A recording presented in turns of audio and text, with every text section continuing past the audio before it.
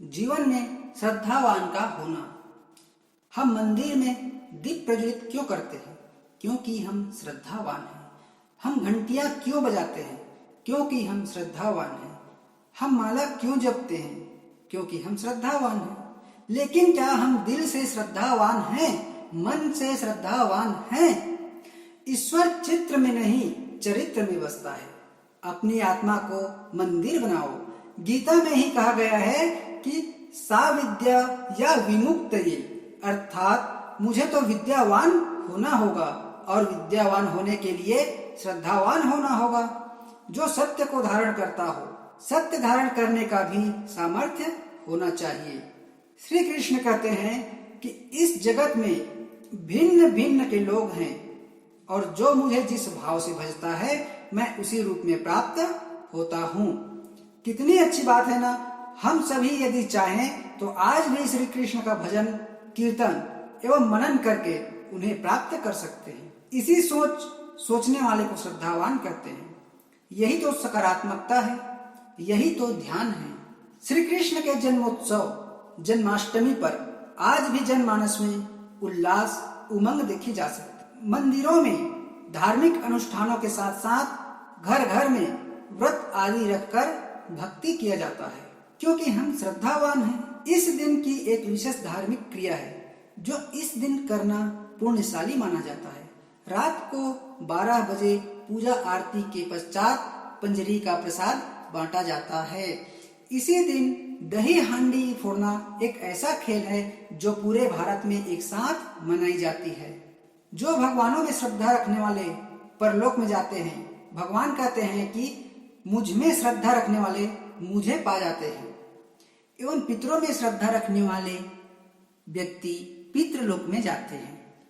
विज्ञान में अगर जाएं तो हम आज भी पदार्थ की खोज कर रहे हैं, लेकिन विज्ञान में ही एक ये बात भी होती है कि ऊर्जा ज्यादा महत्वपूर्ण है पदार्थ से, क्योंकि पदार्थ में भी ऊर्जा विद्यमान होती है। परमेश्वर प्रत्येक पदार्थ एवं जीव के हृदय में अंतःकरण में निवास करता है। परमात्मा के दर्शन के पश्चात ही भक्त और भगवान में जो भक्ति का संबंध स्थापित होगा उससे हम लाभान्वित न हो, ऐसा हो ही नहीं सकता। उस पूर्ण के साथ हम अपूर्ण का संबंध होने पर वह सर्वसमर्थ परमात्मा हम अपूर्ण को भी पूर्ण बना देता है। ईश्वर को दिव्य दृष्टि द्वारा अपने भीतर ही देख लेना ब्रह्म ज्ञान है। यह ज्ञान सदा से एक असाधारण विषय माना जाता रहा है। निसंदेह ब्रह्म ज्ञान अथवा ईश्वर दर्शन असाधारण ही है। परमात्मा को देखना कठिन नहीं है। कठिन है तो ऐसे सच्चे ब्रह्मनिष्ठ सद्गुरु का मिलना, जिसने स्वयं परमात्मा को प्राप्त किया हो और जिज्ञासुओं को भी तत्क्षण परमात्मा के दर्शन कराने की सामर्थ्य रखता हो। गीता में भगवान श्री कृष्ण कहते हैं, परमात्मा जो कि ज्योतियों की भी परम ज्योति है, जिसे अंधकार से परे कहा जाता है, वह परमात्मा ज्ञान के द्वारा ही जानने योग्य है। वह तत्व ज्ञान से ही प्राप्त किया जाता है और सभी के हृदय में स्थित है। वह ईश्वर तो सभी के हृदय में ही समाया हुआ है। इसलिए हमें जरूरत है ऐसे ही पूर्ण सतगुरु की, जो हमारी अज्ञानता का अंधेरा मिटाकर हमारे अंतर्घट में उस परम प्रकाश ज्ञान को प्रकट कर दे।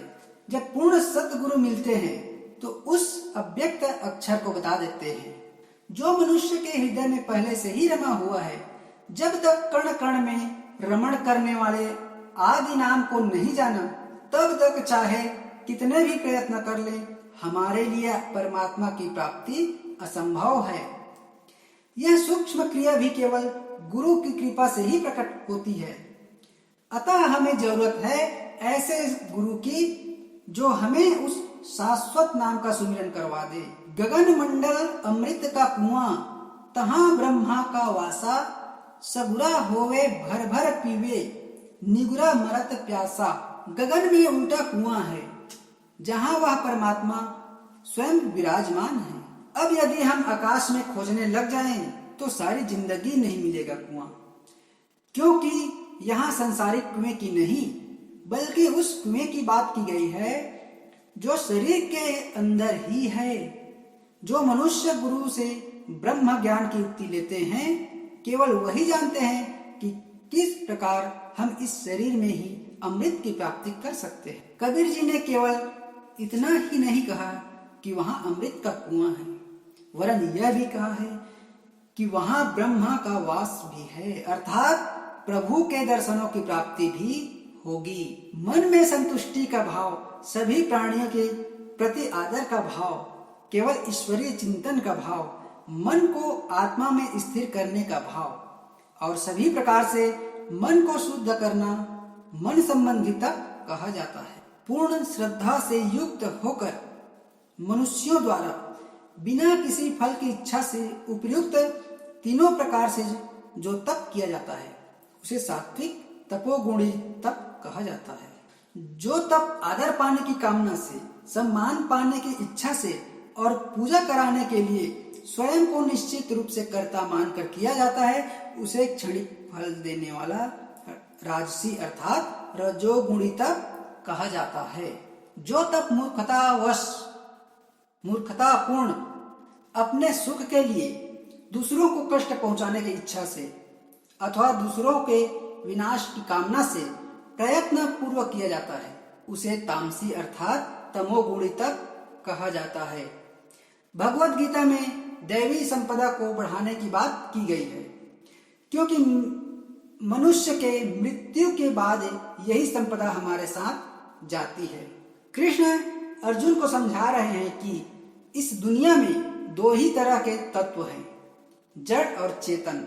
कृष्ण कहते हैं कि पूरा ब्रह्मांड मेरा शरीर है और मैं इसमें चेतन रूप में रहता हूँ। कृष्ण कहते हैं कि हजारों मनुष्य मुझे प्राप्त करने की कोशिश करते हैं, लेकिन कोई एक ही होता है जो मुझे प्राप्त कर पाता है। श्री कृष्ण अर्जुन को कहते हैं कि तुम्हें आज एक विशेष ज्ञान देने जा रहा हूं। तुम जिस भी वस्तु को देख रहे हो वे सब विज्ञान हैं, फिर चाहे वो ब्रह्मांड, दुनिया, सूर्य, चंद्रमा, तारे, प्रकृति ही क्यों ना हो, और ऐसी वस्तु जिसे तुम छू नहीं सकते वो ज्ञान है, जिसे केवल अनुभव किया जा सकता है। कृष्ण कहते हैं कि इस विज्ञान को छोड़कर मुझ में आ जाओ। लेकिन अर्जुन पूछते हैं कि क्या ये इतना आसान है, क्या ये इतना सरल है? तो कृष्ण कहते हैं कि तुम यह भी समझो कि प्रकृति में जितनी भी वस्तुएं दिखाई दे रही हैं वह पाने योग्य नहीं है, क्योंकि ये नष्ट होने वाली है, लेकिन ज्ञान और ऊर्जा कभी भी नष्ट नहीं होती। इसलिए तुम संसार और माया को छोड़कर मेरी शरण में आ जाओ। भक्त के बारे में बताते हुए श्री कृष्ण कहते हैं कि भक्त भी चार तरह के होते हैं। जो अर्थ के लिए भजन करते हैं, अर्थात जिनके मन में इच्छाएं होती हैं और उनकी पूर्ति के लिए भजन किया जाए, तो ऐसे भक्त इस श्रेणी में आते हैं। जो आर्त भक्त हैं, इस श्रेणी में वो भक्त आते हैं जिनके जीवन में कोई समस्या है और उस समस्या को दूर करने के लिए जो मेरा भजन करते हैं। जिज्ञासु भक्त, ऐसे भक्त जो मेरी खोज करना चाहते हैं, मुझे जानना चाहते हैं, वो इस श्रेणी में आते हैं। ज्ञानी भक्त, ज्ञानी से तात्पर्य आत्मज्ञानी से है। ऐसे भक्त जिन्हें स्वयं का परिचय हो चुका है और अब वो मुझे जानना चाहते हैं। कृष्ण कहते हैं कि मुझे ज्ञानी भक्त बहुत प्रिय है। आखिर में कृष्ण देवता के बारे में बताते हुए कहते हैं कि जो देता है वो देवता है।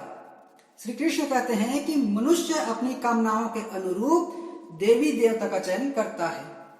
जो सकाम भक्ति से भजता है वो अपनी मर्जी के अनुरूप अपने भगवान का चयन करता है और उनकी कामनाओं की पूर्ति होती है। कृष्ण कहते हैं कि मैं ही तो भक्तों में उनके ईश्वर के प्रति श्रद्धा की रक्षा करता हूँ।